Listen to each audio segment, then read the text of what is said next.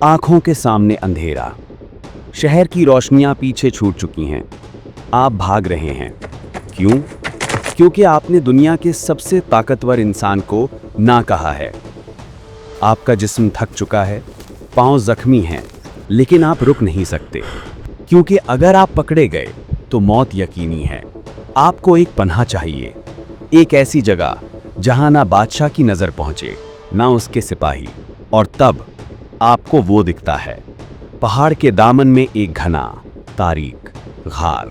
आप नहीं जानते थे कि ये घार आपकी किस्मत बदल देगा, ये आपको वक्त की गिरफ्त से आज़ाद कर देगा। ये है असहाब अल कहफ की कहानी, the sleepers of the cave.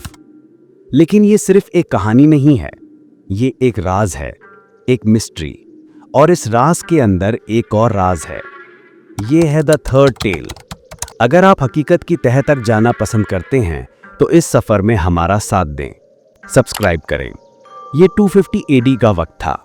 Roman empire, बादशाह था डीसियस, एक जालिम हुक्मरान। उसने हुक्म दिया, हर शहरी को रोमन देवी देवताओं की पूजा करनी होगी। जो इनकार करेगा उसकी सजा मौत। लेकिन उस शहर में चंद नौजवान थे, अमीर घरानों से। उनके दिल में एक नया अकीदा था, तौहीद का अकीदा, the belief in one God.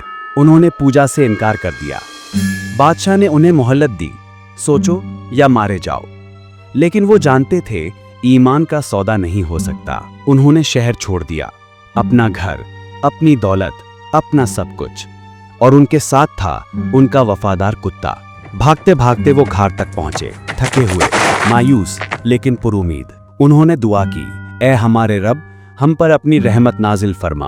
और उस घार की तारीकी में उन पर नींद तारी हो गई, एक ऐसी नींद जो सदियों पर मुहित थी। कुरान और दूसरी आसमानी किताबें बताती हैं कि सूरज भी अपना रास्ता बदल लेता था ताकि उसकी धूप उन्हें परेशान न करे। वक्त गुजरता रहा, शहर बदल गए, हुक्मरान मर गए, सल्तनतें तबाह हो गईं, लेकिन वो सोते रहे।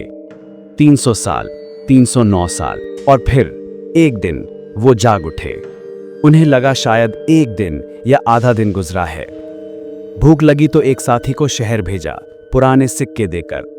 कहा, खामोशी से जाना, एहतियात से, शायद डीसियस के सिपाही अभी भी ढूंढ रहे हों। लेकिन जब वो नौजवान शहर पहुंचा तो उसके कदम रुक गए। ये उसका शहर नहीं था, लोग अजनबी थे, लिबास अजनबी था, इमारत पर लगे निशान, वो उन्हें पहचान नहीं पा रहा था। उसने जब दुकानदार को वो पुराना सिक्का दिया तो दुकानदार ने उसे हैरत से देखा। ये खजाना तुम्हें कहां से मिला? जब हकीकत खुली कि वो 300 साल सोए रहे तो दुनिया हैरान रह गई। उनकी कहानी ईमान की निशानी बन गई। लेकिन जब उनका इंतकाल हुआ तो एक नया सवाल पैदा हुआ, ये घार यानी केव है कहां? ये है द थर्ड टेल, कहानी का वो हिस्सा जो अब हिस्ट्री और आर्कियोलॉजी के हवाले है।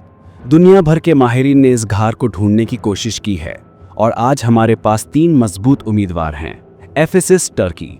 यहाँ एक घार है जहाँ सदियों से लोग ज़ियारत के लिए जाते रहे हैं। वहाँ कब्रें मिली हैं, लेकिन क्या वो उन्हीं की हैं? क्रिश्चियन रिवायतें इस जगह को मजबूत करती हैं। तारसुस, टर्की। एक और दावा, लेकिन सबूत कमजोर हैं। Amman, Jordan. ये सबसे दिलचस्प है। 1963 में अम्मान के पास अल रकीम के मकाम पर एक घार मिला। जब आर्कियोलॉजिस्ट ने उसे खोदा, उन्होंने अंदर से 8 कब्रें मिली। उन्होंने उस घार के ऊपर बनी मस्जिद और चर्च के पुराने खंडहर देखे।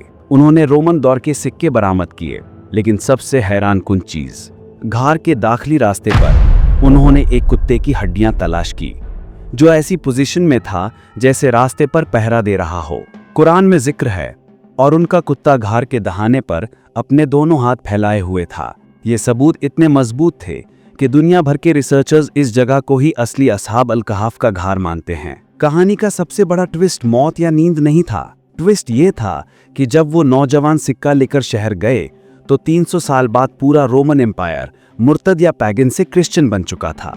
उनका दुश्मन बादशाह डीसियस मर चुका था और उसकी जगह एक नया बादशाह था जो उन्हीं के अकीदे पर था। उनकी नींद ने 2 दुनियाओं को जोड़ दिया था। आपके ख्याल में असली घार कहाँ है, जॉर्डन या टर्की? और आप अगला वीडियो किस इस्लामिक मिस्ट्री पर देखना चाहेंगे? नीचे कमेंट्स में बताएं।